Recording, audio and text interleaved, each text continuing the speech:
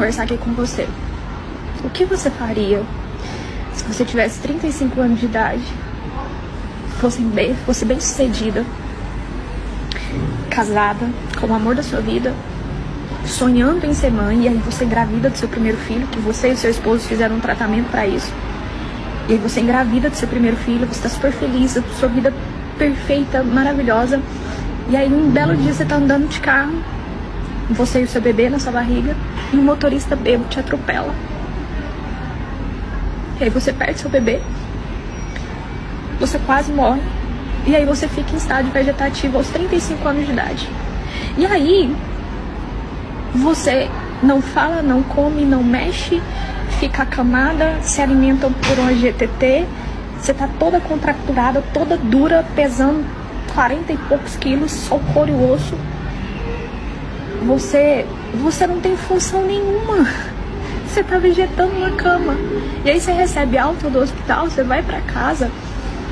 E aí, mais ou menos com 2 meses de tratamento que você tá em casa, e aí o seu esposo te larga. Ele vai embora e ele te deixa sozinha. E aí, não é a sua mãe que cuida de você também, porque a sua mãe, você já tem uma irmã que também é deficiente. E aí quem passa a cuidar de você é a sua tia.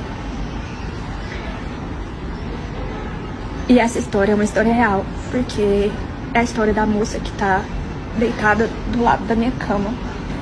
Eu fiquei olhando pra ela, teve um momento de noite que... Teve um momento de noite que ela tava passando mal, eu fiquei praticamente a noite inteira olhando por ela, ela tava vomitando muito. Teve uma hora que ela me olhou no fundo dos olhos, que eu senti que ela sabe. Eu senti que ela tá ali. Eu senti que ela tem consciência. Foi um olhar de tanta dor. De tanta dor. Meu Deus, e o Senhor Jesus falou muito comigo através daquele olhar. Porque, meu Deus, a minha vida é muito boa. A minha vida é muito boa.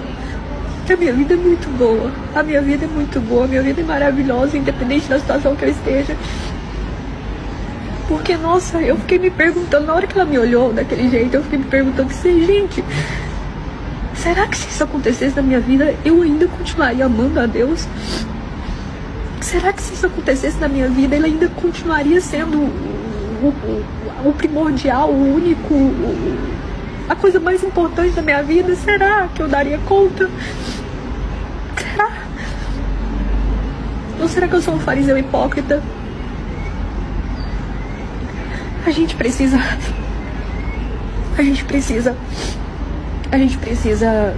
parar de reclamar das coisas. A gente precisa exaltar o Senhor até nos nossos problemas, porque sempre tem uma pessoa em situação pior que a nossa. Se a gente olhar pro lado, a gente sempre vai perceber isso.